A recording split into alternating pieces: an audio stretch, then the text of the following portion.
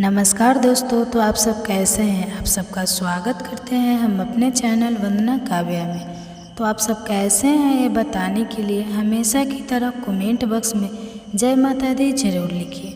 तो चलिए दोस्तों, आज हम जानेंगे जेठ पूर्णिमा के बारे में। तो दोस्तों, जेठ पूर्णिमा का दिन सबसे शुभ दिनों में से एक है। इस दिन लोग भगवान विष्णु के साथ माता लक्ष्मी की भी पूजा करते हैं। तो ऐसी मान्यता है कि इस दिन का व्रत रखने से भौतिक सुखों की प्राप्ति होती है। तो इस साल जेठ पूर्णिमा 22 जून को मनाई जाएगी। वही इस तिथि पर गंगा स्नान और दान करना भी अच्छा माना जाता है। तो जेठ मास की पूर्णिमा की तिथि 21 जून को सुबह 6:01 पर शुरू होगी। वहीं इसकी समाप्ति अगले दिन 22 जून 2024 को सुबह 5:07 पर होगी। इस साल जेठ पूर्णिमा 22 जून शनिवार के दिन मनाई जाएगी और इसी दिन स्नान दान किया जाएगा, जबकि व्रत 21 जून शुक्रवार के दिन किया जाएगा। तो जेठ पूर्णिमा के दिन भगवान विष्णु माँ लक्ष्मी को प्रसन्न करने के लिए अगर आप कोई उपाय करते हैं तो उसका असर बहुत जल्द देखने को मिलता है। तो ऐसे में शुभ समय में जिन बच्चों के विवाह में देरी हो रही है, जिन बच्चों का विवाह योग नहीं बन रहा है, जिन बच्चों के विवाह में लगातार अड़चन बनी हुई है, या जिन बच्चों के रिश्ते आ ही नहीं रहे हैं, उनके लिए शुभ समय में आप एक छोटा सा उपाय करें जो कि बहुत ही आसान है। इस दिन भगवान विष्णु, महालक्ष्मी, भोलेनाथ और बालाजी महाराज यानी कि हनुमान जी की पूजा भी बहुत फलदायी होती है। तो आप उपाय किस प्रकार से करेंगे उन बच्चों के लिए बता रही हूँ, लेकिन उससे पहले दोस्तों, आप सबका मेरे चैनल पर बहुत बहुत स्वागत है और मैं हूँ आपके साथ वंदना काव्या। तो दोस्तों, अगर आपको वीडियो पसंद करते हैं, आप लोग हमारा वीडियो पसंद करते हैं, तो प्लीज़ वीडियो को लाइक कर दीजिए और शेयर कर दीजिए, और चैनल पर पहली बार आए हैं तो सब्सक्राइब जरूर किया कीजिए। आपका सब्सक्राइब हमारा मोटिवेशनल है और आपका शेयर दूसरे को जब लाभ देता है तो आपको भी लाभ जरूर मिलता है। जो बच्चे अपने विवाह को लेकर परेशान हैं या माता पिता बच्चों के विवाह की देरी को लेकर परेशान हैं, उनको जैसा कि आपने शुरू में देख लिया कि धनिया का छोटा सा एक उपाय बताने वाली हूँ। धनिया और शहद का बहुत आसान उपाय है। आपको सुबह में नहा धो के सबसे पहले सूर्य देव भगवान को अर्घ्य देना चाहिए, और सूर्य देव भगवान को अर्घ्य देने के लोटे में आप थोड़ा सा कच्चा दूध जरूर मिला लें। आप सभी जानते हैं कि पूर्णिमा के दिन सफ़ेद चीज़ों का पूजा पाठ में प्रयोग करना बहुत शुभ और लाभकारी रहता है। तो सूर्य भगवान को अर्घ्य देने के बाद आप अपने पूजा घर में बैठे और सबसे पहले जो सामग्री आपको चाहिए वह ले लीजिए, यानी कि थोड़ा सा धनिया, आधा चम्मच धनिया चाहिए। आपको ज़्यादा नहीं चाहिए, सिर्फ आधा चम्मच धनिया ले लीजिए, और ले लीजिए आधा चम्मच ही शहद। 1 चम्मच भी ले सकते हैं, लेकिन कम से कम आधा चम्मच ज़रूर लीजिए। शहद ले लीजिए और इसके साथ ही ले लीजिए आप थोड़ा सा कच्चा दूध।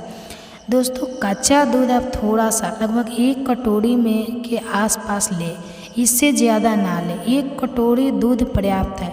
और साथ ले लीजिएगा 1 मुट्ठी चावल, सिर्फ और सिर्फ 1 मुट्ठी चावल लीजिए, और लीजिए इसके साथ ही आप 1 दीपक शुद्ध देसी घी का। बस इतनी ही सामग्री आपको चाहिए। इस उपाय को माता पिता करें बच्चों के लिए तो भी उतना ही फलीभूत होगा, क्योंकि यह पूर्णिमा बहुत अशुभ योगों के साथ है। और अगर बच्चे अपने खुद के विवाह जल्दी योग बनाने के लिए करेंगे तो भी उतना ही फलीभूत होगा। अब आपको यह सारी सामग्री लेकर जाना होगा भोलेनाथ के मंदिर में। तो दोस्तों, भोलेनाथ के मंदिर में जाके आप लोटा जल भी लेकर जाए। साथ में 1 लोटा जल तो आप जैसे कि सभी जानते हैं कि जब भोलेनाथ को बहुत प्रिय जल है तो बहुत प्रसन्न होते हैं। भोलेनाथ जब आप उनको जल की धारा अर्पित करते हैं तो जल लेकर जाए। साथ में भोलेनाथ के मंदिर जाने के बाद सबसे पहले दीपक प्रज्वलित करें और शिव परिवार को याद करें।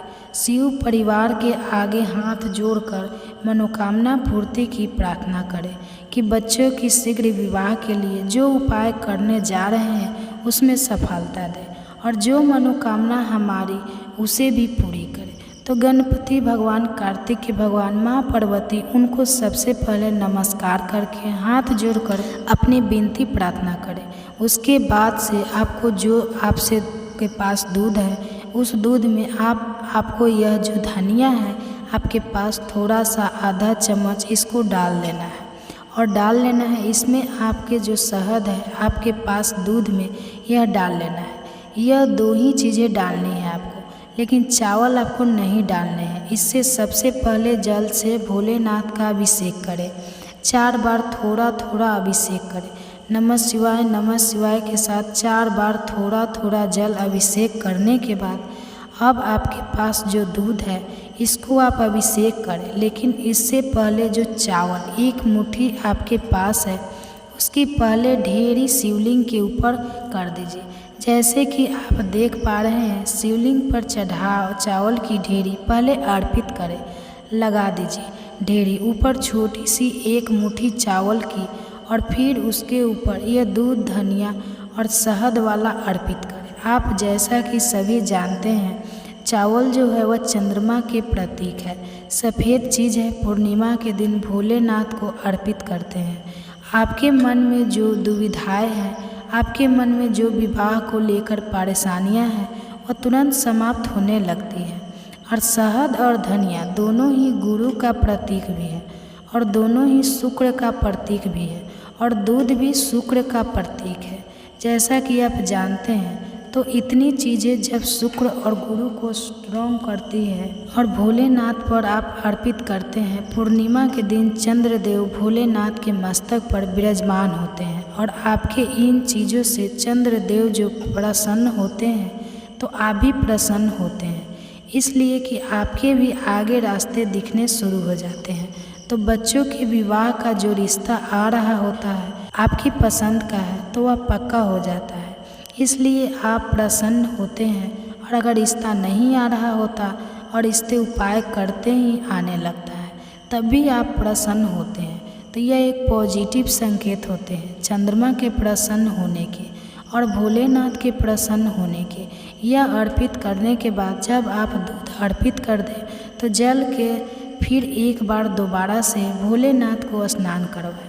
और यह जो मंत्र आ रहा है ओम पार्वती पते नमः, आप इस मंत्र का भी 21 बार जाप कर सकते हैं। तो भोलेनाथ के पास बैठ के और दूध अर्पित करते हुए भी लगातार इसी मंत्र का जाप कर सकते हैं।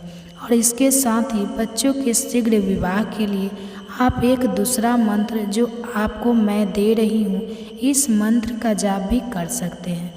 तो 21 बार करें या बिना संख्या के भी आप जब दूध अर्पित कर रहे हो तो लगातार आप भोलेनाथ को प्रसन्न करने के लिए इस मंत्र का भी जाप कर सकते हैं। तो ओम श्रीम वरप्रदाय नमः आप देखेंगे कि इस मंत्र के 21 बार जाप करते ही धनिया और शहद के साथ भोलेनाथ तुरंत प्रसन्न होंगे, तुरंत गुरु स्ट्रॉन्ग होंगे, शुक्र स्ट्रॉन्ग होंगे, क्योंकि दूध में आपने शहद और धनिया मिलाया है। आप जानते हैं हल्दी नहीं मिलाई जाती और गुरु को स्ट्रॉन्ग करने के लिए शहद और धनिया का उपाय ही कारगर होता है। तो बच्चों का तुरंत विवाह योग बनेगा। पूर्णिमा के दिन इस उपाय को करते ही जेठ पूर्णिमा को और बच्चों के शीघ्र रिश्ते आएंगे। आप उपाय अपने पसंद के रिश्ते का इमेजिन करते हुए भी कर सकते हैं, तो तुरंत भगवान की कृपा बनेगी। तो कमेंट बॉक्स में जय माता दी जरूर लिखिए। तो वीडियो को अंत तक बने रहने के लिए धन्यवाद।